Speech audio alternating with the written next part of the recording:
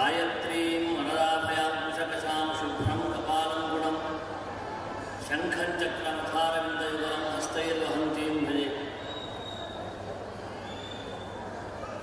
श्रुतिस्मृतिपुराणानाम् आलयं करुणालयं नमामि भगवत्पादशङ्करं लोकशङ्करं नमामि शङ्कराचार्यं सर्वलोकैकपूजितं भजे श्रीभारतीतीर्थं शारदापीठसद्गुरुं। ಕ್ಷೇತ್ರದ ಅಧಿದೇವತೆಯಾದ ಗಾಯತ್ರಿ ಮಾತೆಯಲ್ಲಿ ಶಿರಸಾಷ್ಟಾಂಗ ನಮಸ್ಕಾರವನ್ನು ಸಲ್ಲಿಸಿಕೊಳ್ಳುತ್ತಾ ಅತ್ಯಂತ ಶ್ರದ್ಧಾಭಕ್ತಿಯಿಂದ ಗಾಯತ್ರಿ ದೇವಿಯ ದಿವ್ಯ ಪ್ರಸಾದವನ್ನು ಸ್ವೀಕರಿಸಲಿಕ್ಕೆ ಬಂದಂತಹ ಎಲ್ಲ ಭಕ್ತ ಸಮೂಹದ ಸಮಸ್ತ ಭಜಕರಿಗೂ ಆತ್ಮೀಯವಾಗಿ ಅಭಿವಂದನೆಯನ್ನು ಸಲ್ಲಿಸಿ ವೇದಿಕೆಯ ಮೇಲೆ ಉಪಸ್ಥಿರುವ ಗಣ್ಯರಿಗೆ ಶಿರವಾಗಿ ಗಾಯತ್ರಿ ಸಮೂಹದ ಎಲ್ಲ ಭಾಗದ ಜನರಿಗೆ ವಂದನೆಯನ್ನು ಸಲ್ಲಿಸಿ, ಏಕೆಂದರೆ 23 ಪ್ರದೇಶಗಳಲ್ಲಿ ಗಾಯತ್ರಿ ಯಜ್ಞ ಅನ್ನುವುದು ಇದಕ್ಕೂ ಮೊದಲು ಪೂರ್ಣಗೊಂಡಿದೆ. ಹೋದಲ್ಲೆಲ್ಲ ಒಂದೊಂದು ಗಾಯತ್ರಿ ಸಮೂಹವನ್ನು, ಗಾಯತ್ರಿ ಕುಟುಂಬ ಪರಿವಾರವನ್ನು ಗುರುತಿಸಿಕೊಂಡು ಗಾಯತ್ರಿ ಸಮೂಹ ಅಂತ ದೊಡ್ಡದಾದಂತಹ ಒಂದು ಸಮೂಹವನ್ನು ಮಾಡಿಕೊಂಡಿದ್ದಾರೆ. ಆ ಸಮೂಹವರೆಲ್ಲ ಇಲ್ಲಿ ಬಂದು ಈ 24ನೇ ಯಜ್ಞದಲ್ಲಿ ಭಾಗವಹಿಸಬೇಕು ಅಂತ ಬಹಳ ವರ್ಷಗಳ ಕನಸು. ಆ ವರ್ಷಗಳ ಕನಸನ್ನು ಇವತ್ತು ನನಸಾಗಿಸಿಕೊಳ್ಳುತ್ತಿರುವ ಎಲ್ಲ ಗಾಯತ್ರಿ ಸಮೂಹದವರಿಗೆ ನಾವು ವಂದನೆ ಹೇಳಲೇಬೇಕು. ಯಾಕಂದರೆ ಅವರ ಶ್ರಮ ದೊಡ್ಡದಿದೆ. ಹಾಗಾಗಿ ಆ ಒಂದು ಕನಸನ್ನು ನನಸಾಗಿಸುತ್ತಾ ತಮ್ಮ ಹೆಜ್ಜೆಯನ್ನಿಟ್ಟಂತಹ ಎಲ್ಲ ಸಮೂಹದವರಿಗೆ ಮತ್ತೊಮ್ಮೆ ವಂದಿಸುತ್ತಾ ಇವತ್ತಿನ ಉಪನ್ಯಾಸವನ್ನು ನಾನು ಪ್ರಾರಂಭ ಮಾಡ್ತಾ ಇದ್ದೇನೆ. ಸ್ನೇಹಿತರೆ, ಗಾಯತ್ರಿ ಭಕ್ತರೇ, ನಾವೆಲ್ಲ ಈ ಲೋಕಕ್ಕೆ ಬರುವಾಗ ಒಂದು ಪ್ರಧಾನವಾದ ವಿಷಯವನ್ನು ನಾವು ಅರ್ಥ ಮಾಡಿಕೊಳ್ಳಬೇಕು. ನಾವೆಲ್ಲ ಈ ಲೋಕಕ್ಕೆ ಬರುವಾಗ 3 ಋಣವನ್ನು ಹೊತ್ತುಕೊಂಡು ಬಂದಿದ್ದೇವೆ. ಒಂದು ದೇವಋಣ, ಇನ್ನೊಂದು ಋಷಿ ಋಣ, ಮತ್ತೊಂದು ಪಿತೃಋಣ. ಈ 3 ಋಣವನ್ನು ಹೊತ್ತುಕೊಂಡು ಪ್ರತಿಯೊಬ್ಬ ಮನುಷ್ಯನು ಈ ಭೂಮಿಗೆ ಬರ್ತಾನೆ. ದೇವಋಣವನ್ನು ದೇವತೆಗಳ ಆರಾಧನೆಯನ್ನು ಮಾಡಿ ಯಾವ ಯಾವ ಪರಂಪರೆಯಲ್ಲಿ ನಾವು ಬಂದಿದ್ದೇವೋ ಆ ಪರಂಪರೆಯಲ್ಲಿ ಆಯಾ ದೇವತೆಗಳನ್ನು ಪೂಜೆ ಮಾಡಿ ಆ ದೇವತೆಗಳ ಸಾಕ್ಷಾತ್ಕಾರವನ್ನು ಕಂಡುಕೊಳ್ಳುವ ವಿಧಾನದಲ್ಲಿ ನಡೆದರೆ ದೇವಋಣವನ್ನು ಕಡಿಮೆ ಮಾಡಿಕೊಂಡ ಹಾಗೆ. ವಾರ್ಷಿಕವಾಗಿ ಪಿತೃಶ್ರಾದ್ದಗಳನ್ನು ಮಾಡಿ ಜೀವ ಇರುವಾಗ ತಂದೆ ತಾಯಿಗಳನ್ನು ಚೆನ್ನಾಗಿ ನೋಡಿಕೊಂಡು ಮರಣಾನಂತರದಲ್ಲಿ ಗಯಾಶ್ರಾದ್ದವನ್ನು ಮಾಡುವುದರಿಂದ ಪಿತೃಋಣವನ್ನು ಕಳಚಿಕೊಂಡ ಹಾಗೆ. ಋಷಿಋಣವನ್ನು ಕಳಚಿಕೊಳ್ಳುವುದು ಹೇಗೆ ಅಂತ ದೊಡ್ಡ ಪ್ರಶ್ನೆ ನಮಗೆ ಎದುರುಗಡೆ ಬಂದಾಗ ನಾವು ಗಂಭೀರವಾಗಿ ಚಿಂತನೆ ಮಾಡುವ ವಿಷಯ ಇದೆ. ಯಾಕೆಂದರೆ ಋಷಿಋಣ ಅನ್ನುವುದು ಈ ಲೋಕಕ್ಕೋಸ್ಕರವಾಗಿ, ಲೋಕಕ್ಷೇಮಕ್ಕೋಸ್ಕರವಾಗಿ ಜ್ಞಾನಿಗಳು ಕೊಟ್ಟಂತಹ ಮಹಾಮಂತ್ರಗಳ ಯಜ್ಞಾನುಷ್ಠಾನಗಳ ಮುಖಾಂತರವಾಗಿ ತೀರಿಸಿಕೊಳ್ಳುವ ಕ್ರಮ. ಹಾಗಾಗಿ ಋಷಿಋಣ ಅಷ್ಟು ಬೇಗ ಕಳಚಿಕೊಳ್ಳಲಿಕ್ಕೆ ಸಾಧ್ಯವಿಲ್ಲ. ಸ್ವತಃ ಅಧ್ಯಯನ ಮಾಡಬೇಕು, ಆಮೇಲೆ ಅನುಷ್ಠಾನ ಮಾಡಬೇಕು, ಅನುಷ್ಠಾನ ಮಾಡಿದ್ದನ್ನು ಮುಂದಿನ ಪರಂಪರೆಗೆ ಇಡಬೇಕು. ಹಾಗಿದ್ದಾಗ ಮಾತ್ರ ಋಷಿಋಣ ಅನ್ನೋದು ಕಳಚಿಕೊಳ್ಳಲ್ಪಡುತ್ತದೆ. ಈ ಗಾಯತ್ರಿಯ ಪವಿತ್ರವಾದ ತಪೋಭೂಮಿಯನ್ನು ನೋಡಿದಾಗ ನಾವು ಸ್ವಲ್ಪ ಮಟ್ಟಿಗೆ ಋಷಿಋಣವನ್ನು ಕಡಿಮೆ ಮಾಡಿಕೊಡ್ತಾ ಇದ್ದೇವೆ ಭಾರವನ್ನು ಅಂತ ನಮಗೆ ಸ್ಪಷ್ಟವಾಗಿ ಅನಿಸಿತು. ಯಾಕೆಂದರೆ ಬಯಲು ಭೂಮಿಯಾದಂತಹ ಈ ಪ್ರದೇಶವನ್ನು ತಮ್ಮ ತಪಸ್ಸಿನ ಶಕ್ತಿಯಿಂದ ತಪೋಭೂಮಿಯನ್ನಾಗಿ ಮಾಡಿ ಇಲ್ಲೊಂದು ದಿವ್ಯವಾದ ಸಾನ್ನಿಧ್ಯವನ್ನು, ಗಾಯತ್ರಿ ದೇವಿಯ ಸಾನ್ನಿಧ್ಯವನ್ನು ದೊರಕಿಸಿಕೊಟ್ಟು ಎಲ್ಲ ಭಕ್ತರಿಗೆ ಅನುಗ್ರಹಕ್ಕೆ ಬೇಕಾದಂತಹ ವ್ಯವಸ್ಥೆಯನ್ನು ಮಾಡಿ ಮಹಾಮಂತ್ರವಾದಂತಹ ಗಾಯತ್ರಿ ಮಂತ್ರವನ್ನು ಹಗಲು ರಾತ್ರಿ ತಪ್ಪಿಸಿ ಬಯಲು ಭೂಮಿಯಾದದ್ದನ್ನು ತಪೋಭೂಮಿಯನ್ನಾಗಿ ಪರಿವರ್ತನೆ ಮಾಡಿದ ವಲ್ಲಭ ಚೈತನ್ಯ ಮಹಾಸ್ವಾಮಿಗಳ ಯಾವ ಒಂದು ವಿಶಿಷ್ಟವಾದ ಸಾಧನೆ ಇದೆಯೋ ಆ ಸಾಧನೆ ಇಲ್ಲಿ ಜಾಗೃತವಾಗಿ ನಿಂತುಕೊಂಡಿದೆ. ಹಾಗಾಗಿ ಆ ಮಂತ್ರವನ್ನು ಯಾರೆಲ್ಲ ನಾವು ಅನುಷ್ಠಾನ ಮಾಡ್ತೇವೋ, ಯಾರೆಲ್ಲ ನಾವು ಆ ಮಂತ್ರವನ್ನು ಪಠನ ಮಾಡ್ತೇವೋ, ಒಂದು ಹಂತದಲ್ಲಿ ಋಷಿಋಣವನ್ನು ಕಳಚಿಕೊಳ್ತಾ ಇದ್ದೇವೆ ಅನ್ನುವ ಸಮಾಧಾನ ತೃಪ್ತಿ ನಮಗಿದೆ. ಹಾಗಾಗಿ ವೇದಮಾತೆ ಹೇಳಿದ್ರು, ಶಾಸ್ತ್ರಕಾರರು ಹೇಳಿದರು, ತ್ರಿಭಿರ್ವೈರಣವಾಜಾಯತೆ ಬ್ರಹ್ಮಚರ್ಯೇನ ದೇವೇಭ್ಯೋ ಯಜ್ಞೇನ ಋಷಿಭ್ಯೋ ಪ್ರಜಯಾ ಪಿತೃಭ್ಯಃ. 3 ಋಣಗಳಿಂದ ಹುಟ್ಟಿದ ನೀನು ಈ ಋಷಿಋಣವನ್ನು ಕಳಚಿಕೊಳ್ಳಬೇಕು ಅಂತಾದರೆ ಋಷಿಗಳು ತಪಸ್ಸು ಮಾಡಿದ ಜಾಗದಲ್ಲಿ ವಿಶೇಷವಾದ ಮಂತ್ರಾನುಷ್ಠಾನವನ್ನು ಮಾಡುತ್ತಾ ಯಜ್ಞಕರ್ಮವನ್ನು ಮಾಡುತ್ತಾ ಆ ಋಷಿ ಪರಂಪರೆಯನ್ನು ಉಳಿಸಿಕೊಂಡೆ ಅಂತಾದರೆ ಋಷಿಗಳಿಂದ ನೀನು ಅನುಗ್ರಹ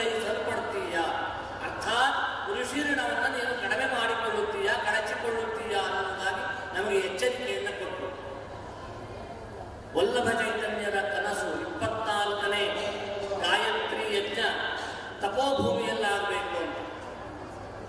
ಅನೇಕ ದೇಶದ ಅನೇಕ ಭಾಗಗಳಲ್ಲಿ ಈ ಗಾಯತ್ರಿಯಿಂದ ಈಗಾಗಲೇ ಸಾಂಗವಾಗಿ ಸಂಪೂರ್ಣತೆಯನ್ನು ಕಂಡು ಗಾಯತ್ರಿ ಮಾತೆ ದಿಗ್ವಿಜಯಗೊಂಡು ಎಲ್ಲ ಭಕ್ತರನ್ನು ಅನುಗ್ರಹಿಸಿ ಮತ್ತೆ ಪುನಃ ಬಂದು ಇಲ್ಲಿ ನೆಲೆಸಿದ್ದಾರೆ.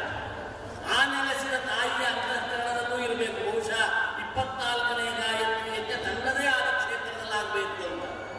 ಅದು ಅವರ ಸಾನ್ನಿಧ್ಯದಲ್ಲಿ, ವಲ್ಲಭ ಚೈತನ್ಯರ ಗುರುಗಳ ಸಾನ್ನಿಧ್ಯದಲ್ಲಿ ಆಗಬೇಕಾಗಿತ್ತು. ಆದ್ರೇನು ಆ ಕಾಲದ ಒಂದು ವಿಪರೀತವಾದ ಸ್ಥಿತಿಯಿಂದ ಈ ಲೋಕದ ಯಾತ್ರೆಯನ್ನು ಅವರು ಪೂರೈಸಿದರೂ ಸಹ ಅವರ ದಿವ್ಯವಾದ ಚೈತನ್ಯ ಪ್ರದೇಶವನ್ನು ತುಂಬಿಕೊಂಡೇ ಇದೆ. ಎಲ್ಲರಲ್ಲೂ ಆ ಜೊತೆಗಳಿದ್ದಾರೆ ಅನ್ನೋದ್ರಲ್ಲಿ ಯಾವ ಸಂದೇಹವೂ ಇಲ್ಲ. ಗಾಯತ್ರಿ ಅನುಷ್ಠಾನವನ್ನು ನಾವೆಲ್ಲ ಯಾರು ಮಾಡ್ತೇವೋ, ಗಾಯತ್ರಿ ಮಂತ್ರವನ್ನು ಯಾವೆಲ್ಲ ಪಠಿಸ್ತೇವೋ, ಪಠಿಸುವವರ ಅಂತಃಕರಣದಲ್ಲಿ ಒಂದು ವರ್ಷದಲ್ಲಿ ಅವರ ಚೈತನ್ಯ ಆತ್ಮಶಕ್ತಿ ಜಾಗೃತವಾಗಿದೆ, ಸಂತೋಷ ಪಡ್ತಾ ಇದೆ. ಹಾಗಾಗಿ ಅದನ್ನು ನಾವು ನೆನಪಿಟ್ಕೊಳ್ಬೇಕು. ಅಂತಹ ಒಂದು ಈ ಪ್ರದೇಶದಲ್ಲಿ ಇವತ್ತಿನ ಸಂದರ್ಭ ವಾತಾವರಣ ನೋಡಿದಾಗ ಶ್ರೀಮದ್ ಭಾಗವತದಲ್ಲಿ ಹೇಳಿದ ಕಥೆ ನನ್ನ ನೆನಪಾಗ್ತದೆ. ದೃಷ್ಟಾಂತ: ನಯತ್ರ ವೈಕುಂಠ ಕಥಾಸುಧಾಪಗಾಃ ನ ಸಾಧವೋ ಭಾಗವತಾಸ್ತದಾಶ್ರಯಾಃ ನಯತ್ರ ಯಜ್ಞೇಶ ಮಖಾ ಮಹೋತ್ಸವಾಃ ಸುರೇಶ ಲೋಕೋಪಿ ನವೈತ ಸೇವ್ಯತಾಂ. ಎಲ್ಲಿ ಭಗವಂತನಿಗೆ ಪ್ರೀತಿಯಾಗುವಂತಹ ಕಥೆ, ಕೀರ್ತನೆ, ನಾಮ ಮಂತ್ರಗಳು ನಡೆಯುವುದಿಲ್ವೋ, ಯಾವ ಪ್ರದೇಶದಲ್ಲಿರುವ ಸಾಧುಗಳು ಸಜ್ಜನರು ಆ ಒಂದು ಕಥಾ ಪ್ರಸಂಗದಲ್ಲಿ ತಮ್ಮನ್ನು ತೊಡಗಿಸಿಕೊಳ್ಳೋದಿಲ್ವೋ, ಎಲ್ಲಿ ಯಜ್ಞೇಶ್ವರನ ಹೋಮಧೂಮ ಇಡೀ ಪ್ರದೇಶವನ್ನು ಪರಿಸರವನ್ನು ಪ್ರಭಾವಿತಗೊಳಿಸುವುದಿಲ್ವೋ, ಹೋಮದ ಧೂಮದ ದರ್ಶನವಾಗುವುದಿಲ್ವೋ, ಅಂತಹ ಪ್ರದೇಶ ಅದು ಸ್ವರ್ಗವಾಗಿದ್ದಿದ್ರು ನನಗೆ ಬೇಡ ಅಂತ ಒಬ್ಬ ಭಕ್ತ ಹೇಳ್ತಾರೆ. ವ್ಯಾಸರು ಹೇಳ್ತಾರೆ, ಇದಿಷ್ಟು ನಡೆಯುವಂತಹ ಪ್ರದೇಶ ಸಾಮಾನ್ಯ ಭೂಮಿಯಾಗಿದ್ದು ಅದು ವೈಕುಂಠಕ್ಕೆ ಸಮಾನ ಅಂತ ತಿಳಿಯಪಡುತ್ತಾರೆ. ಇಲ್ಲಿಯ ಸಂದರ್ಭವನ್ನು ನೋಡಿದರೆ ಸಾಧು ಸಜ್ಜನರ ಸಮಾಗಮ, ಆ ತಾಯಿಯ ಮಹಿಮೆಯ ವರ್ಣನೆ, ಅನವರತವಾದಂತಹ ಸೇವೆ ಮಾಡುವ ಭಕ್ತ ಸಮೂಹ, ಯಜ್ಞೇಶ್ವರನ ಹೋಮಧೂಮ ಅನೇಕ ಕುಂಡಗಳಲ್ಲಿ ಇಡೀ ಪ್ರದೇಶಗಳನ್ನು ಪ್ರಭಾವಿತವಾಗಿ ಪರಿಸರವನ್ನು ಜಾಗೃತವಾಗಿರುವಂತಹ ಯಜ್ಞೇಶ್ವರನ ಹೋಮಧೂಮ, ಆಮೇಲೆ ಎಲ್ಲದಕ್ಕೂ ಮಿಗಿಲಾಗಿ ಗಾಯತ್ರಿ ಮಾತಾ ಕಿ ಜೈ ಎನ್ನುವ ಜೈ ಜೈಕಾರದ ಘೋಷ, ಈ ಘೋಷ ಮಾಡುತ್ತಿರುವ ಈ ಪ್ರದೇಶವನ್ನಲ್ಲದೆ ಇನ್ಯಾವುದನ್ನು ನಾವು ವೈಕುಂಠ ಅಂತ ಕರಿಬೇಕು ಅಂತ ಹೇಳಿ. ಹಾಗಾಗಿ ಆ ವೈಕುಂಠದ ಅಥವಾ ಸ್ವರ್ಗಲೋಕದ ಎಲ್ಲ ಲಕ್ಷಣಗಳು ಇಲ್ಲಿ ಕಾಣ್ತಾ ಇದ್ದಿದ್ದರೆ ಅದು ತಪಸ್ವಿಯಾದ, ಜ್ಞಾನಿಗಳಾದ, ಸಾಧಕರಾದ ವಲ್ಲಭ ಚೈತನ್ಯ ಗುರುಗಳ ಪರಿಪೂರ್ಣವಾದ ಅನುಗ್ರಹದಿಂದ ಅವರ ಸಾಧನೆಯ ಬಲದಿಂದ 24ನೇ ಗಾಯತ್ರಿ ಯಜ್ಞದಲ್ಲಿ ನಾವು ಭಾಗವಹಿಸ್ತಾ ಇದ್ದೇವೆ. ನೆನಪಿಟ್ಕೊಳ್ಬೇಕು, ಎಲ್ಲ ಗಮನ ಕೊಟ್ಟು ಕೇಳಿ.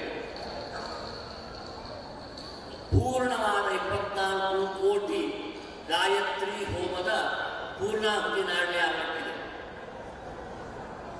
24 ಲಕ್ಷ, 24 ಕೋಟಿ, 24 ಅಕ್ಷರ ಈ ಸಂಖ್ಯೆಯಲ್ಲಿ ಇಟ್ಟುಕೊಂಡು ಮಹಾತ್ಮನ ಸಂಕಲ್ಪವನ್ನು ಮಾಡಬೇಕು. ಈ ಮಂತ್ರಕ್ಕೆ 24 ಯಾಕೆ ಬೇಕಾಗಿತ್ತು? ಮೊದಲನೆಯದು, ಇದನ್ನು ಮಹಾಮಂತ್ರ ಅಂತ ಹೇಳಿದವರು ಯಾರು ನಮಗೆ?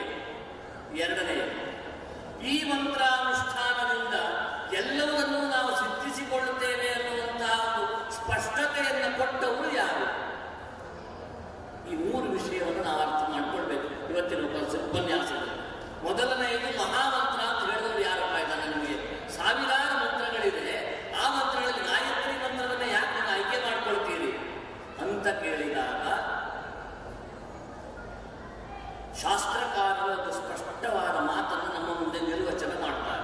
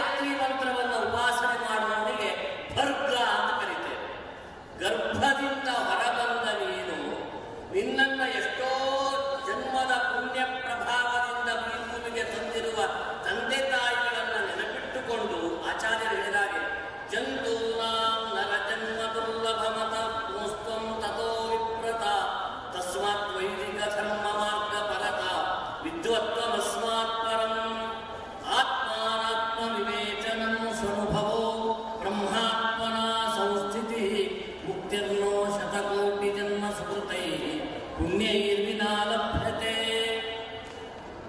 ಮನುಷ್ಯನಾಗಿ ಜನನಿಯ ಗರ್ಭದಿಂದ ಈ ಲೋಕಕ್ಕೆ ಬಂದಂತಹ ನೀನು ಮನುಷ್ಯತ್ವವನ್ನು ಕಂಡುಕೊಂಡು ಗುರಿಯನ್ನ ಸೇರಬೇಕು ಅಂತಾದ್ರೆ ನೀನು ಗರ್ಭದಿಂದ ಬಂದ ನೀನು ಭರ್ಗವನ್ನು ಉಪಾಸನೆ ಮಾಡಬೇಕು. ತತ್ ಸವಿತೋ ವರೇಣ್ಯಂ ಭರ್ಗೋ ದೇವಸ್ಯ ಧೀಮಹಿ. ಆ ಭರ್ಗವನ್ನು ನೀನು ಸೇವಿಸಿದೆ ಅಂತಾದ್ರೆ ನೀನು ಬಂದ ಗರ್ಭ ಸಾರ್ಥಕತೆಯನ್ನು ಪಡೆಯುತ್ತದೆ. ಹಾಗಾಗಿ ಇಲ್ಲಿ ಭರ್ಗಕ್ಕೂ ಗರ್ಭಕ್ಕೂ ಸಂಬಂಧವನ್ನು ಜ್ಞಾನಿಗಳು ತೋರಿಸಿದರು. ಆದ್ದರಿಂದ ತಾಯಿಯ ಸ್ಥಾನದಲ್ಲಿರುವಂತಹದ್ದು ಗಾಯತ್ರಿ ಮಂತ್ರವಾದ್ದರಿಂದ ಎರಡನ್ನು ಒಟ್ಟಿಗೆ ಹೇಳಿದರು. ನ ಗಾಯತ್ರಿಯ ಪರೋ ಮಂತ್ರ ನಮ ತತ್ಪರದೈವತಂ. ಇನ್ನೊಂದು ಸ್ವಭಾವ ಇದೆ. ತಾಯಿ ಮಕ್ಕಳಿಗೆ ಏನಾದರೂ ವಿಶೇಷವನ್ನು ಕೊಡುವುದಾದರೆ ತಂದೆ ಕೊಡದೇ ಇದ್ದರೆ ತಾಯಿ ಕೊಡ್ತಾನಂತೆ. ತಂದೆ ಅಂತ ಹೇಳಿದರೆ ಅವರು ಬೇಗ ಮಕ್ಕಳ ಇಷ್ಟಾರ್ಥವನ್ನು ಈಡೇರಿಸಲಿಕ್ಕೆ ಇಚ್ಛೆ ಪಡುವುದಿಲ್ಲವಂತೆ. ಆದರೆ ತಾಯಿ ಹತ್ರ ವಿನಮ್ರವಾಗಿ ಮಗು ಅಳುತ್ತಾ ಕೇಳಿಕೊಂಡ್ರೆ ಬಹಳ ಬೇಗ ಆ ತಾಯಿಯಾದವಳು ಮಕ್ಕಳ ಎಲ್ಲ ರೀತಿಯಾದ ಅಪೇಕ್ಷೆಗಳನ್ನು ಈಡೇರಿಸ್ತಾಳೆ. ಆದ್ದರಿಂದ ಅವರು ಕುಪುತ್ರೋ ಜಾಯೇತ ಕ್ವಚಿದಪಿ ಕುಮಾತಾನ ಭವತಿ. ಕೆಟ್ಟ ಮಕ್ಕಳು ಹುಟ್ಟಿಯಾರು ಕೆಟ್ಟ ತಾಯಿಯಂದ್ರೆ ಇರಲಿಕ್ಕೆ ಸಾಧ್ಯವಿಲ್ಲ. ಹಾಗಾಗಿ ತಾಯಿ ಹತ್ರ ಹೋಗಿ ನೀವು ನಿಮ್ಮ ಅಂತರಂಗದ ಅಪೇಕ್ಷೆಯನ್ನು ತೋಡಿಕೊಂಡಾಗ ಆ ತಾಯಿಯಾದವಳು ಎಲ್ಲವನ್ನೂ ನಿನಗೆ ಪೂರ್ಣಗೊಳಿಸ್ತಾಳೆ, ನಿನ್ನ ಅಪೇಕ್ಷೆಯನ್ನು ಈಡೇರಿಸ್ತಾಳೆ. ತಾಯಿಯ ಸ್ಥಾನದಲ್ಲಿರುವ ಗಾಯತ್ರಿ ಮಂತ್ರ ನಿನ್ನ ಅಂತಃಕರಣದ ಬೇಡಿಕೆಯನ್ನ ನಿನ್ನ ಪ್ರಾರ್ಥನೆಯನ್ನ ಅಷ್ಟೇ ಪ್ರೀತಿಯಿಂದ ಅನುಗ್ರಹಿಸುತ್ತಾಳೆ. ಆದ್ದರಿಂದ ತಾಯಿಯ ಮಡಿಲಿಗೆ ನೀನು ಬಾ. ಆ ತಾಯಿ ಅಂದ್ರೆ ಗಾಯತ್ರಿ ಮಾತಾ. ಗಾಯತ್ರಿ ಮಾತಾ ಅಂತ ನಾವು ಹೇಳ್ತೇವಲ್ಲ, ಏನರ್ಥ? ಗಾಯತ್ರಿ ಅನ್ನೋದು ತಾಯಿಯ ಸ್ಥಾನದಲ್ಲಿರುವುದು. ಆದ್ದರಿಂದ ಲೌಕಿಕ ದೃಷ್ಟಿಯಿಂದ ಇದೊಂದು ಮಹಾಮಂತ್ರ. ಅಧ್ಯಾತ್ಮ ದೃಷ್ಟಿ ಶಾಸ್ತ್ರ ದೃಷ್ಟಿಯಿಂದ ಇದು ಮಹಾಮಂತ್ರ. ಹೇಗೆ? ಇಲ್ಲಿ ಈ ಮಂತ್ರದಲ್ಲಿ ಪ್ರತಿಪಾದಿತವಾದಂತಹ ಶಕ್ತಿ ಸೂರ್ಯಾಯತನ ಅಲ್ಲ, ಶಿವಾಯತನ ಅಲ್ಲ, ವಿಷ್ಣು ಆಯತನ ಅಲ್ಲ, ಸಾಕ್ಷಾತ್ ಆತ್ಮತತ್ವಕ್ಕೆ ಕಾರಣೀಭೂತವಾದ ಅಧ್ಯಾತ್ಮ ಸಾಕ್ಷಾತ್ಕಾರದ ಮಹಾಮಂತ್ರವಾದ್ದರಿಂದ ಗಾಯತ್ರಿ ಮಹಾಮಂತ್ರ ಅಂತ ಹೇಳಲ್ಪಟ್ಟಿತು. ಯಾವುದೇ ಒಂದು ವಿಭಾಗದ ಜನರು, ಶೈವರೋ, ಶಾಕ್ತರೋ, ವೈಷ್ಣವರೋ, ಗಾಣಪತ್ಯದವರೋ ಅಥವಾ ಬ್ರಹ್ಮನ ಉಪಾಸಕರೋ, ಯಾವುದೋ ಒಂದು ಪಂಗಡದವರು ಈ ಮಂತ್ರವನ್ನು ಉಪಾಸನೆ ಮಾಡುವುದಲ್ಲ. ಆತ್ಮಾಪೇಕ್ಷೆಯುಳ್ಳ ತತ್ವಮಸಿ ಎನ್ನುವ ಆತ್ಮಾತ್ಮಕಾರವನ್ನು ಬಯಸುವ ಪ್ರತಿಯೊಬ್ಬ ಮನುಷ್ಯನು ಗಾಯತ್ರಿ ಮಹಾಮಂತ್ರವನ್ನು ಅನುಷ್ಠಾನ ಮಾಡಬೇಕು. ಅಪ್ಪಯ್ಯ ದೀಕ್ಷಿತರು ಗಾಯತ್ರಿ ರಹಸ್ಯ ಎನ್ನುವ ಗ್ರಂಥ ಬರೆದು ಆ ಗಾಯತ್ರಿ ರಹಸ್ಯ ಎನ್ನುವ ಗ್ರಂಥವನ್ನು ಬರೆದು ಕೊನೆಗೆ ಒಂದು ಪ್ರತಿಜ್ಞೆಯನ್ನು ಮಾಡಿದ್ರು.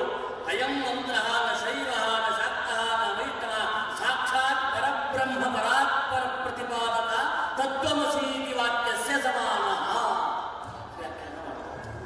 ತತ್ವಮಸಿ ಎನ್ನುವ ವಾಕ್ಯಕ್ಕೆ ಸರಿಸಮಾನವಾದ ಮಹಾಮಂತ್ರ ಗಾಯತ್ರಿ ಮಂತ್ರವಾದ್ದರಿಂದ ಬ್ರಹ್ಮಚಾರಿ, ಗೃಹಸ್ಥ, ವಾನಪ್ರಸ್ಥ, ಸನ್ಯಾಸ ಅನ್ನುವ ಭೇದ ಭಾವ ಇಲ್ಲದೆ ಎಲ್ಲ ಆಶ್ರಮದವರು ತಮ್ಮ ತಮ್ಮ ಅಧಿಕಾರಕ್ಕೆ ಅನುಗುಣವಾಗಿ ಈ ಮಹಾಮಂತ್ರವನ್ನು ಉಪಾಸನೆ ಮಾಡುವುದರಿಂದ ಎಲ್ಲ ರೀತಿಯಾದಂತಹ ಸಾಕ್ಷಾತ್ಕಾರಗಳನ್ನು ಕಂಡುಕೊಳ್ಳುತ್ತಾರೆ. ಆದ್ದರಿಂದ ನ ಗಾಯತ್ರಿಯ ಪರೋ ಮಂತ್ರ. ಗಾಯತ್ರಿಗಿಂತ ದೊಡ್ಡದಾದ ಮಂತ್ರ ಇಲ್ಲ.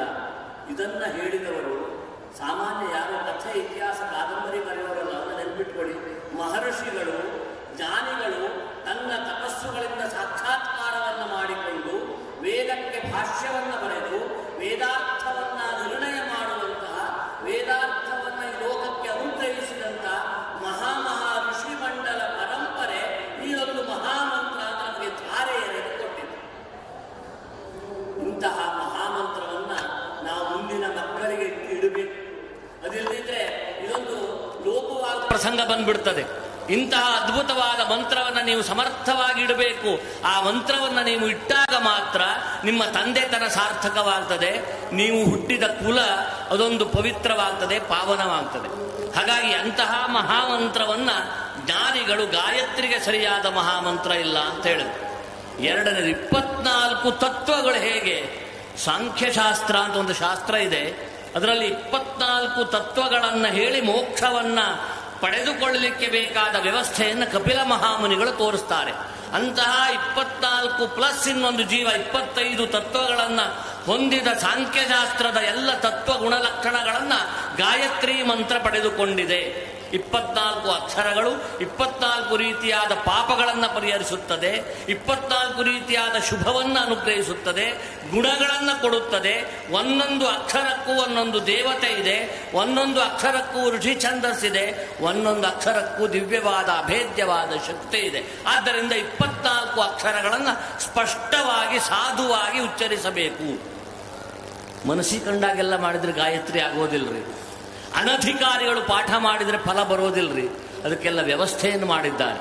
ಯಾರು ಮಹಾಮಂತ್ರ ಅಂತ ಇದನ್ನು ಉದ್ಘೋಷ ಮಾಡಿದರೋ, 24 ಅಕ್ಷರಗಳ ಸಾಕ್ಷಾತ್ಕಾರವನ್ನು ಮಾಡಿಕೊಂಡರೋ, ಋಷಿ ಛಂದಸ್ಸನ್ನು ಬೋಧಿಸಿದರೋ, ಅವರೇ ನಿರ್ವಚನ ಮಾಡಿದರು ಗಾಯತ್ರಿ ಮಂತ್ರವನ್ನು ಇಂಥವರು ಪಠಿಸಬೇಕು, ಹೀಗೆ ಪಠಿಸಬೇಕು, ಆ ಪಠನದ ಕ್ರಮದ ಹಿಂದೆ ಇಷ್ಟು ನಿಷ್ಠೆ ಇರಬೇಕು, ಅದಕ್ಕೆ ಅಧಿಕಾರಿ ಅಪೇಕ್ಷೆ ಇದೆ.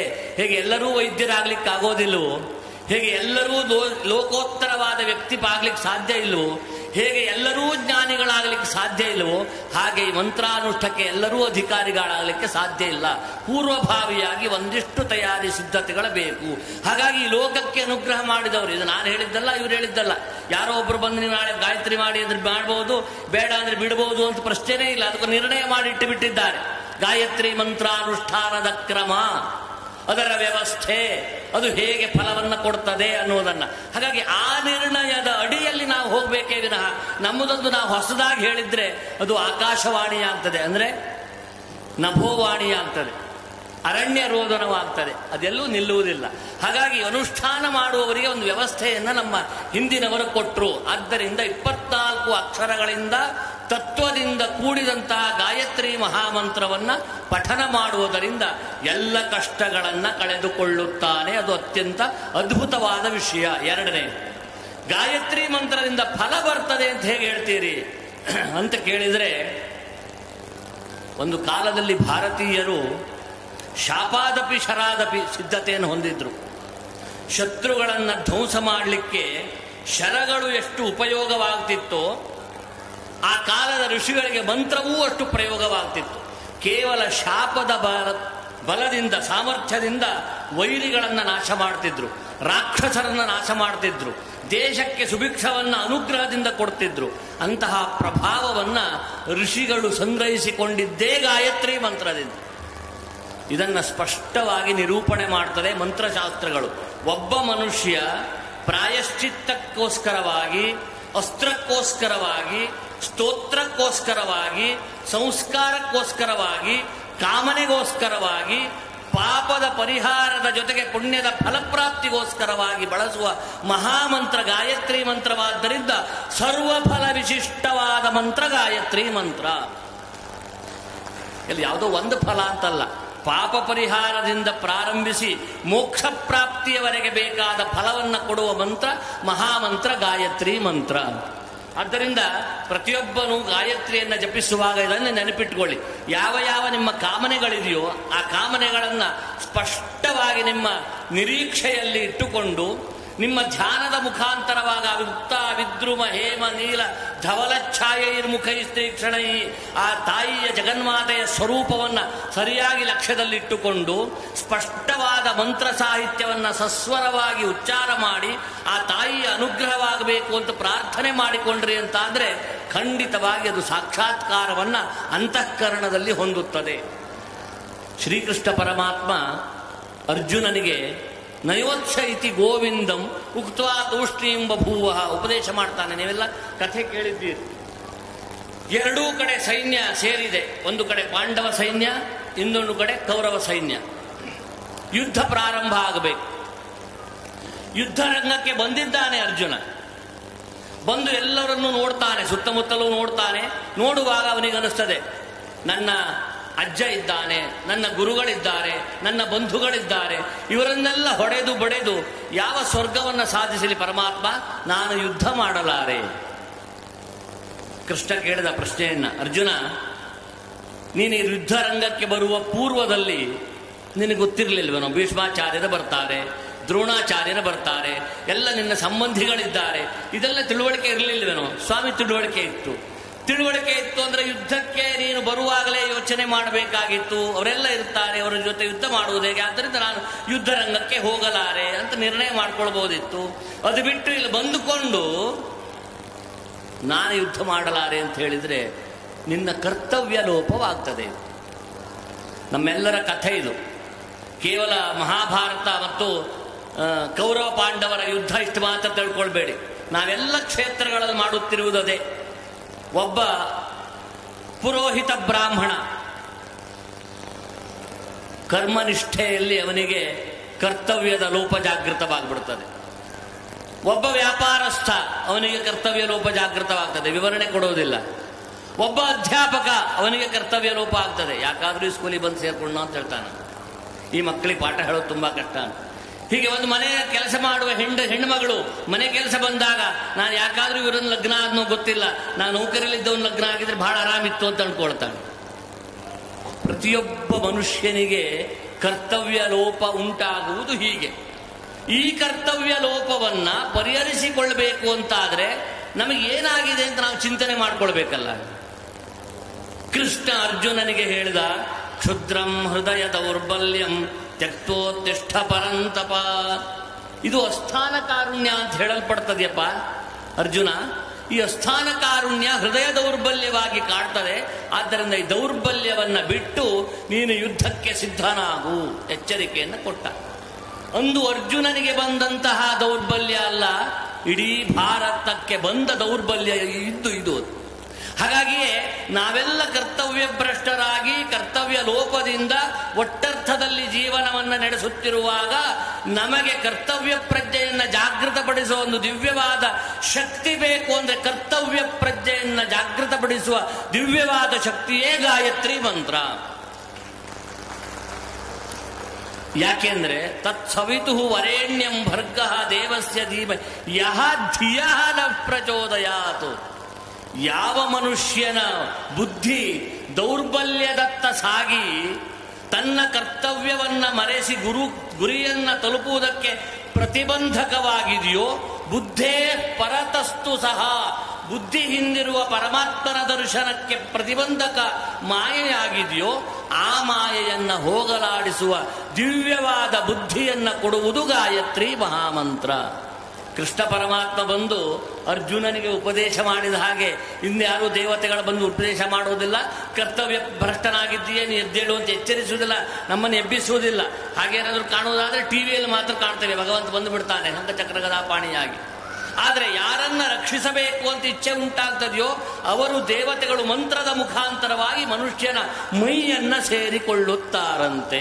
ಮಂತ್ರಶಾಸ್ತ್ರ ಹೇಳಿತು. ಮನುಷ್ಯನ ಮೈಯನ್ನ ಸೇರಿಕೊಂಡು ಗಾಯತ್ರಿ ಮಂತ್ರ ಕರ್ತವ್ಯ ಪ್ರಜ್ಞೆಯನ್ನ ಜಾಗೃತಪಡಿಸುವ ವಿಶಿಷ್ಟವಾದ ಬುದ್ಧಿಯನ್ನ ಅನುಗ್ರಹ ಮಾಡ್ತದೆ. ಆದ್ದರಿಂದ ಗಾಯತ್ರಿ ಮಂತ್ರಕ್ಕೆ ಮೊದಲನೆಯ ಪ್ರಯೋಜನವೇ ಕರ್ತವ್ಯದಲ್ಲಿ ಜಾಗೃತಿಯನ್ನ ಕಂಡುಕೊಳ್ಳುವಿಕೆ. ನಮ್ಮ ಕರ್ತವ್ಯವನ್ನ ಸ್ವಚ್ಛವಾಗಿ, ಶುದ್ಧವಾಗಿ, ಪ್ರಾಮಾಣಿಕವಾಗಿ, ನಿಷ್ಕಲ್ಮಷವಾಗಿ ಮಾಡುವ ಪ್ರೇರಣೆಯನ್ನು ಕೊಡುವ ಮಹಾಮಂತ್ರ ಗಾಯತ್ರಿ ಮಂತ್ರ. ಇದು ಮೊದಲನೆಯ ಫಲ. ಎರಡನೆಯ ಫಲ ಏನು? ನೀವೆಲ್ಲ ನಿಮ್ಮ ಮನೆಯಲ್ಲಿ ದೇವ್ರ ಪೂಜೆ ಮಾಡೋರಿದ್ದೀರಿ, ನಾವೆಲ್ಲ ದೇವ್ರ ಪೂಜೆ ಮಾಡೋರಿದ್ದೇವೆ. ಪ್ರತಿಯೊಬ್ಬರು ನಮ್ಮ ಮನೆಯಲ್ಲಿ ನಮ್ಮ ಸಂಪ್ರದಾಯಕ್ಕೆ ಶಿಷ್ಟಾಚಾರಕ್ಕೆ ಅನುಗುಣವಾಗಿ ದೇವರ ಪೂಜೆಯನ್ನು ನಾವು ಮಾಡ್ತಾ ಇರ್ತೇವೆ.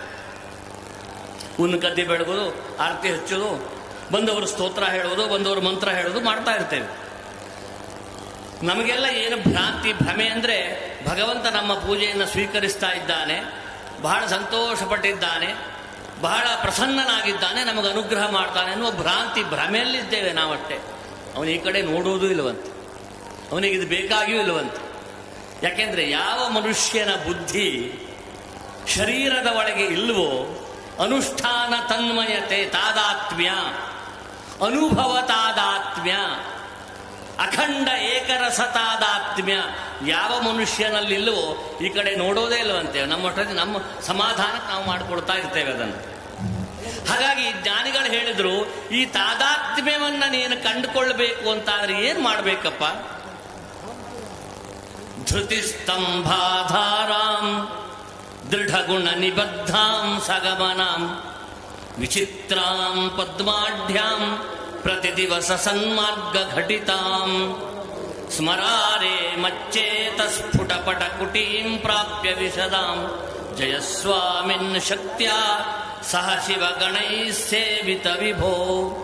ದೇವರ ಮುಂದೆ ಕುಳಿತುಕೊಂಡು ಒಬ್ಬ ಉಪಾಸಕನಾದವನು ತನಗಿರುವ ಎರಡು ಬುದ್ಧಿಯನ್ನ ಹೋಗಲಾಡಿಸಿ ಸಾತ್ವಿಕವಾದ ಭಾವಶುದ್ಧಿಯಿಂದ ಮಂತ್ರವನ್ನ ಪಠಿಸಿ ದೇವರನ್ನ ಪ್ರಾರ್ಥಿಸಿದಾಗ ದೇವರು ನಮ್ಮ ಹತ್ರಕ್ಕೆ ಬರ್ತಾನಂತೆ. ರಕ್ಷಾಚನೋ ಅಧಿಚ ದೇವ ಬ್ರೋಖ್ಯಥಾಚನ ಶರ್ಮ ಯಚ್ಛದ್ವಿಬರ್ಹ. ನಮ್ಮ ಜೊತೆಯಲ್ಲೇ ನಿಂತು ನಾವು ಆಡುವ ಮಾತನ್ನೆಲ್ಲ ಕೇಳ್ತಾನಂತೆ. ಏನ್ ಹಾಗಂದ್ರೆ ಸ್ವಲ್ಪ ವಿವರಣೆ ನೋಡಿ. ಮದುವೆ ಊಟಕ್ಕೆ ಹೋಗಿದ್ದ, ಚೆನ್ನಾಗಿ ಊಟ ಮಾಡಿದ, ಸಾಯಂಕಾಲ ಬಂದು ಮಲಗಿದ. ಹೊಟ್ಟೆ ನೋವು ತ್ರಾಸು ಪ್ರಾರಂಭ ಆಗಿತ್ತು, ಸ್ವಪ್ನ ಬಿತ್ತು. ದೊಡ್ಡ ಬಾಯಿ ಕಳ್ಕೊಂಡು ಮಲಗಿದ್ದ, ಒಂದು ಇಲಿಯನ್ನ ನುಂಗಿದ ಹಾಗೆ ಸ್ವಪ್ನ ಬಿತ್ತು. ಬೆಳಗ್ಗೆ ಎದ್ದುಕೊಳ್ಳೆ ಹೇಳ್ದ, ಹೆಂಡತಿ ಮಕ್ಕಳನ್ನು ಕರೆದ, ನೋಡಪ್ಪ ನಿನ್ನೆ ರಾತ್ರಿ ನಾನು ಸ್ವಪ್ನದಲ್ಲಿ ಇಲಿಯನ್ನು ನುಂಗಿಬಿಟ್ಟಿದ್ದೇನೆ, ಅದು ನನಗೆ ಬಹಳ ವೇದನೆ ಕೊಡ್ತಾ ಇದೆ, ತ್ರಾಸು ಕೊಡ್ತಾ ಇದೆ, ಆದಷ್ಟು ಬೇಗ ನನ್ನ ಹತ್ರ ವೈದ್ಯರ ಹತ್ರ ಕರ್ಕೊಂಡು ಹೋಗಿ, ನನ್ನನ್ನು ವೈದ್ಯರ ಹತ್ರ ಕರ್ಕೊಂಡು ಹೋಗಿ ಆ ಇಲಿಯನ್ನು ತೆಗೆಸಿ ನನಗೆ ಸ್ವಲ್ಪ ಆರಾಮ ಆಗ್ತದೆ, ಆನಂದ ಅನ್ನಿಸ್ತದೆ ಅಂತ ಹೇಳ್ದ. ಹೆಂಡತಿ ಮಕ್ಕಳು ಹೇಳಿದ್ರು, ಸ್ವಪ್ನದಲ್ಲಿ ನುಂಗಿದ ಇಲಿ ಯಾವ ಪರಿಣಾಮವನ್ನು ಉಂಟು ಮಾಡೋದಿಲ್ಲ, ನಿನಗೆ ಭ್ರಾಂತಿ, ತಿಂದಿದ್ದು ಹೆಚ್ಚಾಗಿರ್ಬೋದು, ಆಗ ಹೊಟ್ಟೆ ನೋಯಿಸ್ತಾ ಇದೆ, ಬಿಟ್ರೆ ಇಲಿಯಿಂದ ಏನು ಕಾಟ ಇಲ್ಲ ನಿನಗೆ ಅಂತ ಹೇಳಿದ್ರು. ಆದ್ರೆ ನೀವು ಕೇಳಲಿಲ್ಲ, ನಾನು ಬೇಕಾಗಿಲ್ಲ ನಿಮಗೆ ಯಾರಿಗೂ, ನನ್ನ ಸಾವನ್ನೇ ನೀವು ಇಚ್ಛೆ ಪಡ್ತಾ ಇದ್ದೀರಿ, ನೋಡ್ತಾ ಇದ್ದೀರಿ. ಇವನ ಕಟಕಟೆ, ನಮ್ಮ ಭಾಷೆ ಉತ್ತರ ಕನ್ನಡದಲ್ಲಿ ಕಟಕಟೆ ಅಂತ ಹೇಳ್ತೇವೆ ನಾವು. ಇನ್ನು ಕಟಕಟೆ ಕಿರಿಕಿರಿ ತೆರೆದಿಕ್ಕಾಗದೆ ಡಾಕ್ಟರ್ ಹತ್ರ ಕರ್ಕೊಂಡು ಹೋದ್ರು. ಡಾಕ್ಟರ್ ಇದೆಲ್ಲ ಕತೆ ಕೇಳಿದ್ರು, ನನ್ನಂದು ಆಗೋ ಕೆಲಸ ಅಲ್ಲ, ಮನೋವೈದ್ಯರ ಹತ್ರ ಇವನನ್ನು ಕರ್ಕೊಂಡು ಹೋಗಿ ಅಂತ ಹೇಳಿದ್ರು. ಹಾಗೆ ಮನೋವೈದ್ಯರ ಹತ್ರ ಕರ್ಕೊಂಡು ಬಂದು ಎಲ್ಲ ಕಥೆಯನ್ನು ಕೇಳಿದ ಮೇಲೆ ಆ ಮನೋವೈದ್ಯರು, ನಾನು ಸರಿಪಡಿಸ್ತೇನೆ, ಇಲ್ಲಿ ತೆಗಿತೇನೆ ಅಂತ ಹೇಳ್ದ. ಮನೋವೈದ್ಯರು ಇವನಿಗೆ ಒಂದು ಇಂಜೆಕ್ಷನ್ ಕೊಟ್ಟರು. ಮಲಗಿದಾಗ 1 ತಾಸು ಕಳೆದು ಎಚ್ಚರ ಆಯಿತು. ಈ ಡಾಕ್ಟ್ರು ಮನೋವೈದ್ಯರು ಬಹಳ ಬುದ್ಧಿವಂತರು, ಶಾಣ್ಯರವರು. ಒಂದು ಇಲಿಯನ್ನು ತಂದು ಮುಂದೆ ಇಟ್ಟಿದ್ರು. ನಾನು ಹೇಳೋ ಹೊತ್ತಿಗೆ, ನೋಡಪ್ಪ ನಿನ್ನೆ ರಾತ್ರಿ ನೀನು ಇಲಿ ನುಂಗಿದ್ಯಲ್ಲ, ಆ ಇಲಿಯನ್ನು ತೆಗೆದಿಟ್ಟಿದ್ದೇನೆ, ನಿನ್ನ ಹೊಟ್ಟೆಲೆಲ್ಲ ತ್ರಾಸು ಕಡಿಮೆ ಆಗ್ತದೆ, ನೀನು ಆರೋಗ್ಯವಾಗಿದ್ದೀಯ, ನಿನಗೆ ತೊಂದರೆ ಇಲ್ಲ. ಹೀಗೆ ನೋಡ್ದ ಇಲಿಯನ್ನ, ಡಾಕ್ಟ್ರೇ ನನಗೆ ಮೋಸ ಮಾಡ್ತಾ ಇದ್ದೀರಿ, ನಾನು ನುಂಗಿದ್ದು ಬಿಳಿ ಇಲಿ, ನೀವು ಕರಿ ಇಲಿ ತಂದಿಟ್ಟಿದ್ದೀರಿ ಅಂತ ಹೇಳ್ದೆ. ಸರ್ವಸ್ಯ ಔಷಧಮಸ್ತಿ ಶಾಸ್ತ್ರವಿಹಿತಂ ಮೂರ್ಖಸ್ಯ ನಾಸ್ತ್ಯೌಷಧಂ. ಇನ್ನು ಇದಕ್ಕೆ ಒಂದು ದೃಷ್ಟಾಂತ ಕೊಡ್ತಾರೆ. ಇನ್ನೊಂದು ತರ್ಕ ಬುದ್ಧಿ ಅಂತಿದೆ, ಇದು ಮೂರ್ಖ ಬುದ್ಧಿ ಆಯಿತು. ಇನ್ನೊಂದು ತರ್ಕ ಬುದ್ಧಿ ಅಂತಿದೆ, ಆ ತರ್ಕ ಬುದ್ಧಿ ಹೇಳ್ತದೆ. ಆ ತರ್ಕ ಬುದ್ಧಿಗೆ ಒಬ್ಬ 2 ಜನ ಪಂಡಿತರು ಬೇಡ, ದೊಡ್ಡ ಗಂಭೀರ ಕಥೆ ಆಗ್ತದೆ, ಸುಲಭವಾದ ಕಥೆ ಹೇಳ್ತೇನೆ. ರಾಮಕೃಷ್ಣ ಪರಮಹಂಸರ ಕಥೆಯನ್ನೇ ಹೇಳ್ಬಿಡ್ತೇನೆ. ರಾಮಕೃಷ್ಣ ಪರಮಹಂಸರು ದೋಣಿ ಮೇಲೆ ಹೋಗುವುದಂತ ದೃಷ್ಟಾಂತವನ್ನು ಕೊಡ್ತಾರೆ. ಒಬ್ಬ ದೊಡ್ಡ ಪಂಡಿತ ದೋಣಿಯನ್ನು ಹತ್ತಿ ಈ ಕಡೆಯಿಂದ ಆ ಕಡೆ ಹೋಗಬೇಕು ಅಂತ. ಆ ಕಡೆ ಹೋಗುವಾಗ ದೋಣಿಯವನ ಹತ್ರ ಹೇಳ್ತಾನೆ, ತರ್ಕ ಓದ್ದವರಿಗೆ ಹೇಳಲಿಕ್ಕೆ ಆಗೋದೇ ಇಲ್ಲ, ಏನಾದ್ರೂ ಹೇಳ್ತಾನೆ ಇರಬೇಕು. ಕರ್ತುಂ ಅಕರ್ತುಂ ಅನ್ಯಥಾ ಕರ್ತುಂ, ಘಟತ್ವಂ ಪಟತ್ವಂ ವಾಗ್ಝರಿ ಶಬ್ದ ವೈಖರಿ ಶಾಸ್ತ್ರ ವ್ಯಾಖ್ಯಾನ ಕೌಶಲಂ, ಇದು ಅಂತಾನೆ ಇರಬೇಕು ಪಂಡಿತರಿಗೆ. ವಾಗ್ಝರಿ ಬರ್ತಾ ಇರಬೇಕು, ಶಬ್ದ ಝರಿ ಬರ್ತಾ ಇರಬೇಕು. ಭುಕ್ತಯೇ ನತು ಮುಕ್ತಯೇ ಜ್ಞಾನಿಗಳು ಹೇಳಿದರು. ರಾಮಕೃಷ್ಣ ಪರಮಹಂಸರು ದೃಷ್ಟಾಂತ ಕೊಡ್ತಾರೆ. ಆ ಪಂಡಿತ ದೋಣಿ ನಡೆಸೋರ ಹತ್ರ ಆ ಕಡೆ ಹೋಗುವಾಗ ಕೇಳ್ತಾನೆ, ಏನಪ್ಪ ನೀನು ತರ್ಕ ಓದಿದೇನೋ? ಇಲ್ಲ ಸ್ವಾಮಿ, ನನಗೆ ತರ್ಕ ಗೊತ್ತಿಲ್ಲ. ವ್ಯಾಕರಣ ಕಿಂಚಿತ್ತಾದ್ರೂ ಗೊತ್ತಿದೆಯೋ? ಇಲ್ಲ, ವ್ಯಾಕರಣ ಗೊತ್ತಿಲ್ಲ. ಹೋಗ್ಲಿ, ವೇದಾಂತದ ಪರಿಚಯ ಇದೆಯೋ? ಸ್ವಾಮಿ, ವೇದಾಂತ ಅಂದ್ರೆ ಶಬ್ದ ಶ್ರವಣವೇ ನನಗಾಗಲಿಲ್ಲ, ಅದು ಎಲ್ಲಿ ಗೊತ್ತಿರಬೇಕು? ನಿನ್ನ ಜನ್ಮ ವ್ಯರ್ಥ ಅಂತ ಅವನನ್ನು ಹೀಯಾಳಿಸಿದ್ರು. ದೋಣಿಯನ್ನೇ ನಡೆಸುವವನನ್ನ, ನಾವಿಕನನ್ನ ಪಂಡಿತರು. ಇದ್ದಕ್ಕಿದ್ದಂತೆ ಕಪ್ಪು ಹೇರಿತು, ಗುಡುಗು ಮಿಂಚು ಪ್ರಾರಂಭ ಆಯಿತು, ಮಳೆ ಬರಲಿಕ್ಕೆ ಪ್ರಾರಂಭ ಆಗಿ ಜೋರು ಮಳೆ ಬೀಳಲಿಕ್ಕೆ ಶುರುವಾದಾಗ ಆ ದೋಣಿಯವನು ಕೇಳ್ತಾನೆ, ಸ್ವಾಮಿ ನಿಮಗೆ ಈಜ್ಲಿಕ್ಕೆ ಬರ್ತದೆಯೋ ಅಂತ ಕೇಳ್ದ. ಇಲ್ಲ, ನನಗೆ ಈಜ್ಲಿಕ್ಕೆ ಬರೋದಿಲ್ಲ, ಇಷ್ಟೆಲ್ಲ ಕಲ್ತು ನಿಮ್ಮ ಜೀವನ ವ್ಯರ್ಥ ಅಂತ ಹೇಳ್ಬಿಟ್ಟಂತ. ಇದು ಮೂರ್ಖ ಬುದ್ಧಿ ಅಂತ ಹೇಳಿದ್ರು. ಒಂದು ತರ್ಕ ಬುದ್ಧಿ, ಇನ್ನೊಂದು ಮೂರ್ಖ ಬುದ್ಧಿ. ಇದು ತರ್ಕ ಬುದ್ಧಿ ಅಂತ ಕರೆದ್ರು. ಅದರಿಂದ ಆಚಾರ್ಯರು ಬಹಳ ಸೊಗಸಾಗಿ ಚೆನ್ನಾಗಿ ಹೇಳ್ತಾರೆ ಈ ಮಾತನ್ನ. ತಮ್ಮ ಜೀವನದ ಕೊನೆಯಲ್ಲಿ ಪ್ರತಿಯೊಬ್ಬರಿಗೂ ಘಟೋವಾ ಮೃತ್ಪಿಂಡೋಪ್ಯಣುರಪಿ ಚ ಧೂಮೋಗ್ನಿರಚಲಃ ಪಟೋ ವಾ ತಂತುರ್ವಾ ಪರಿಹರತು ಕಿಂಘೋರ ಶಮನಂ ವೃಥಾ ಕಂಠಕ್ಷೋಭಂ ವಹಸಿ ತರಸಾ ತರ್ಕವಚಸ ಪದಾಂಭೋಜಂ ಶಂಭೋರ್ಭಜ ಪರಮ ಸೌಖ್ಯಂ ರಜಸುಧೀ. ಈ ಮೂರ್ಖ ಬುದ್ಧಿಯೂ ತರ್ಕ ಬುದ್ಧಿಯೂ ಇದು ಎರಡೂ ನಿನ್ನನ್ನ ದೇವರ ಸಾಕ್ಷಾತ್ಕಾರಕ್ಕೆ ಕರೆದುಕೊಂಡು ಹೋಗುವುದಲ್ಲ. ನಿನಗೆ ಬೇಕಾದದ್ದು ಭಾವಶುದ್ಧಿ. ಭಾವಶುದ್ಧಿ ಬಹುವಿಧ ಪರಿತೋಷ ಬಾಷ್ಪಪೂರ ಸ್ಫುಟ ಪುಲಕಂಕಿತ ಚಾರು ಭೋಗ ಭೂಮಿಂ ಚಿರಪದ ಫಲಕಾಂಕ್ಷಿ ಸೇವ್ಯಮಾನಂ ಪರಮ ಸದಾಶಿವ ಭಾವನಂ ಪ್ರಪದ್ಯೆ. ಪರಮ ಸದಾಶಿವ ಭಾವನಾ ಭಾವಶುದ್ಧಿ. ಆ ಭಾವಶುದ್ಧಿಯನ್ನು ಕೊಡುವುದೇ ಗಾಯತ್ರಿ ಮಂತ್ರ. ಗೊತ್ತಾಯ್ತಲ್ಲ, ಗಾಯತ್ರಿ ಮಂತ್ರಕ್ಕೆ ಯಾಕೆಷ್ಟು ಪ್ರಾಧಾನ್ಯ? ನಿಮ್ಮ ತರ್ಕ ಬುದ್ಧಿಯನ್ನು ಮೂರ್ಖ ಬುದ್ಧಿಯನ್ನು ಹೋಗಲಾಡಿಸಿ ಭಾವಶುದ್ಧಿಯನ್ನು ಕೊಟ್ಟು, ಈ ಭಾವಶುದ್ಧಿಯಿಂದ ನಾವು ಮಾಡುವ ಪೂಜೆಯನ್ನು ಸ್ವೀಕರಿಸುವ ಭಗವಂತ ನಮ್ಮ ಜೊತೆಯಲ್ಲೇ ಇರುವ ಅನುಭವವನ್ನ ಸಂಬಂಧವನ್ನ ಕೊಡುವಂತಹದ್ದು ಗಾಯತ್ರಿ ಮಂತ್ರವಾದ್ದರಿಂದ ನ ಗಾಯತ್ರಿಯ ಸಮೋ ಮಂತ್ರ. ಗಾಯತ್ರಿಗೆ ಸರಿಯಾದ ಮಂತ್ರ ಇಲ್ಲ. ಹಾಗಾಗಿ ಪುರೋಹಿತರು ಮನೆಗೆ ಬಂದ ತಕ್ಷಣದಲ್ಲಿ ಕುಳಿತುಕೊಂಡು ಆಚಮ್ಯ ಮಾಡಿದಂತಹ ಯಜಮಾನನಿಗೆ ಹೇಳುವ ಮೊದಲನೇ ಮಾತೆ ಗಾಯತ್ರಿಯ ಪ್ರಾಣಾನಾಯಮ್ಯ. ಗಾಯತ್ರಿ ಮಂತ್ರವನ್ನು ಹೇಳಿ ಒಂದು ಪ್ರಾಣಾಯಾಮ ಮಾಡಪ್ಪ. ಒಂದು ಸಂಬಂಧದ ತಂತು ಅದು. ಆ ತಂತುವನ್ನು ನೀನು ಇಟ್ಕೊಳ್ಬೇಕು ಅನ್ನುವುದು ನಮ್ಮ ಹಿರಿಯರು ಕಂಡುಕೊಂಡ ಅದ್ಭುತದ ವೈಜ್ಞಾನಿಕವಾದ, ಈ ಲೋಕಕ್ಕೆ ಸರ್ವಮಂಗಳಕ್ಕಾಗಿ ಧಾರೆ ಎರೆದು ಕೊಟ್ಟಂತಹ ಮಹಾಮಂತ್ರ ಗಾಯತ್ರಿ ಮಂತ್ರದ ಅನುಷ್ಠಾನ. ಮಕ್ಕಳಾದ ನಾವು ಅದನ್ನು ಇಟ್ಕೊಂಡು ಹೋಗಬೇಕು. ಮರ್ಯಾದೆ ಮುಚ್ಚಿಕೊಳ್ಳಿಕ್ಕೆ ಬಟ್ಟೆ ಕೊಟ್ಟಿದ್ದಾರೆ ನಮಗೆ. ನೆನಪಿಟ್ಕೊಳ್ಳಿ, ಒಂದು ಮಾತು ಹೇಳ್ತೇನೆ. ನಮ್ಮ ಹಿರಿಯರು ನಮಗೆ ಮರ್ಯಾದೆ ಮುಚ್ಚಿಕೊಂಡು ಹೋಗಲಿಕ್ಕೆ ಬಟ್ಟೆ ಕೊಟ್ಟಿದ್ದಾರೆ.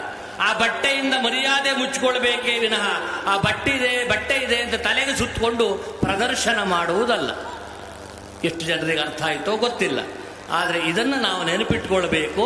ಆ ಒಂದು ಮಹಾಮಂತ್ರವನ್ನು ನಾವು ಇಟ್ಟುಕೊಂಡು ಅದನ್ನು ಒಳ್ಳೆ ಚೆನ್ನಾಗಿ ರಕ್ಷಿಸಿಕೊಂಡು ಅದರ ತತ್ವಗಳಿಂದ, ಅದರ ಶಕ್ತಿ ಪ್ರಭಾವದಿಂದ ನಾವು ಇಡೀ ಜೀವನದಲ್ಲಿ ಸುಖಮಯವಾಗಿ ದಡವನ್ನು ಸೇರುತ್ತಾ ಆತ್ಮ ಸಾಕ್ಷಾತ್ಕಾರ. ಯಾಕಾದ್ರೆ ನಾವು ಬಂದಿದ್ದಿಲ್ಲಿ ಒಂದು ಸ್ವಲ್ಪ ಚಿಂತನೆ ಮಾಡಿ. ಇಷ್ಟೆಲ್ಲ ಜನ ಸೇರಿದ್ದೇವಲ್ಲ, ಯಾರು ಶಾಶ್ವತರು ಇಲ್ಲಿ? ಯಕ್ಷ ಪ್ರಶ್ನೆ ಕೇಳ್ತಾನೆ ಧರ್ಮರಾಜನಿಗೆ, ಏನಪ್ಪಾ ಜಗತ್ತಿನ ಆಶ್ಚರ್ಯ ಅಂತ ಕೇಳಿದಾಗ, ಅಹನ್ಯಹನಿ ಭೂತಾನಿ ಗಚ್ಚಂತಿ ಹಯಮಾಲಯಂ ಶೇಷಾಸ್ಥಾವರಮಿಚ್ಛಂತಿ ಕಿಮಾಶ್ಚರ್ಯಮತಃ ಪರಂ. ಯಕ್ಷ ಪ್ರತಿನಿತ್ಯ ಒಬ್ಬೆಲ್ಲೊಬ್ರು ನಮ್ಮ ಹಿಂದೆ ಈ ಲೋಕದಲ್ಲಿ ಹೋಗ್ತಾನೆ ಇರ್ತಾರೆ. ಇವತ್ತು ಅವ್ರು ಹೋದ್ರು, ಇವರು ಹೋದ್ರು ಕೇಳ್ತಾ ಇರ್ತೇವೆ. ನಿನ್ನೆ ಹೋಗಿದ್ದಾರೆ, ನಾಳೆ ಹೋಗೋರಿದ್ದಾರೆ, ಇಂದು ಸದ್ಯ ಹೋದವರಿದ್ದಾರೆ. ಆದ್ರೆ ನಾವು ಗಟ್ಟಿ ಅಂತ ತಿಳ್ಕೊಳ್ತೇವಲ್ಲ. ಮಕುರು ಧನ ಜನ ಯೌವನ ಗರ್ವಂ ಹರತಿ ನಿಮೇಷಾತ್ ಕಾಲ ಸರ್ವಂ ಮಾಯಾಮಯಮಿದಮಖಿಲಂ ಹಿತ್ವಾ ಬ್ರಹ್ಮಪದಂ ತ್ವಂ ಪ್ರವಿಶ ವಿದಿತ್ವಾ ಭಜ ಗೋವಿಂದಂ ಗೋವಿಂದಂ ಭಜ ಮೂಢಮತೆ. ಕಾತೆ ಕಾಂತ ಕಸ್ತೆ ಪುತ್ರ ಸಂಸಾರೋಯಮತೀವ ವಿಚಿತ್ರ. ನಾವ್ಯಾರೂ ಶಾಶ್ವತರಲ್ಲ. ಇಲ್ಲಿ ಯಾವ ಲೌಕಿಕವಾದ ಸಾಧನೆಯೂ ನಮ್ಮ ಜೊತೆಯಲ್ಲಿ ಇರುವುದಲ್ಲ, ಉಳಿಯುವುದಲ್ಲ. ಹಾಗಾಗಿ ನಾವೇನಾದರೂ ಗಳಿಸಿದ್ದೇವೆ, ಇದು ಮಾಡಿದ್ದೇವೆ ಅಂದರೆ ದೊಡ್ಡ ಮೂರ್ಖತನದ ಪರಮಾವಧಿಯಾಗ್ತದೆ. ಆದರೆ ಈ ಎಲ್ಲ ಸಾಧನೆಗಳಿಗೆ ನಾವು ಏನು ಮಾಡಿಕೊಳ್ಳುವುದು ಪರಿಹಾರವಾಗ್ತದೆ ಅಂದರೆ, ನಾವು ಒಂದಿಷ್ಟು ಪುಣ್ಯ ಸಾಧನೆಯನ್ನು ಈ ಜೀವ ಇರುವಾಗ ಮಾಡಿಕೊಳ್ಳಬೇಕು. ಯಾತ್ರೆಗೆ ಹೊರಟಂತಹ ನಾವು ಮಾರ್ಗದಲ್ಲಿ ಬುತ್ತಿಯನ್ನ ಸಿಗೋದಿಲ್ಲ. ಗಾಯತ್ರಿ ತಪೋಭೂಮಿಯವರು ಕಾಶಿಗೆ ಹೋಗುವಾಗ ಬುತ್ತಿ ಕಟ್ಕೊಂಡು ಹೋಗೋದಿಲ್ಲ. ಈಗ ಹೋಗೋದೇ ಅನುಮಾನ. ಹೋದಾಗಂತೂ ಕೊಡ್ತಾರೆ, ಅವರ ಜೊತೆಯಲ್ಲಿದ್ದು ಬುತ್ತಿ ಎಲ್ಲರಿಗೂ ಕೊಡ್ತಾರೆ. ಆದರೆ ಆ ಮಾರ್ಗದ ಮಧ್ಯದಲ್ಲಿ ಹೋಗುವಾಗ ನಮಗೆ ಹಸಿವು ಬಾಯಾರಿಕೆಯಾದರೆ ಆ ಬಾಯಾರಿಕೆ ಹಸಿವುಗಳನ್ನು ನೀಡಲಿಕ್ಕೆ ನಮ್ಮ ಜೊತೆಯಲ್ಲಿ ತಂದ ಬುತ್ತಿ ಪರಿಹಾರವೇ ವಿನಃ ಮನೆಯಲ್ಲಿರುವ ಬುತ್ತಿ ಅಲ್ಲ. ನೆನಪಿಟ್ಕೊಳ್ಳಿ. ಹಾಗೆ ಮಹಾಪಥದಲ್ಲಿ ಹೋಗುವವರಿದ್ದೇವೆ ನಾವು. ಮಹಾಪಥದಲ್ಲಿ ಹೋಗುವ ನಾವು ಜೊತೆಯಲ್ಲಿ ತೆಗೆದುಕೊಂಡು ಹೋದ ಸಂಗ್ರಹ ಅದು ಪ್ರಯೋಜನಕ್ಕೆ ಬರ್ತದೆಯೇ ವಿನಃ ಮನೆಯಲ್ಲಿರುವ ಹೆಂಡತಿ ಮಕ್ಕಳು ಸಂಪತ್ತುಗಳಲ್ಲ. ಅಂತಹ ಬುತ್ತಿ ನಿಮಗೆ ಬೇಕು ಅಂತಾದ್ರೆ ಗಾಯತ್ರಿ ಮಂತ್ರದ ಶಕ್ತಿ ನಿಮ್ಮಲ್ಲಿದ್ರೆ ಬುತ್ತಿ ತನ್ನಿಂದ ತಾನೇ ಸಿದ್ಧವಾಗ್ತದೆ.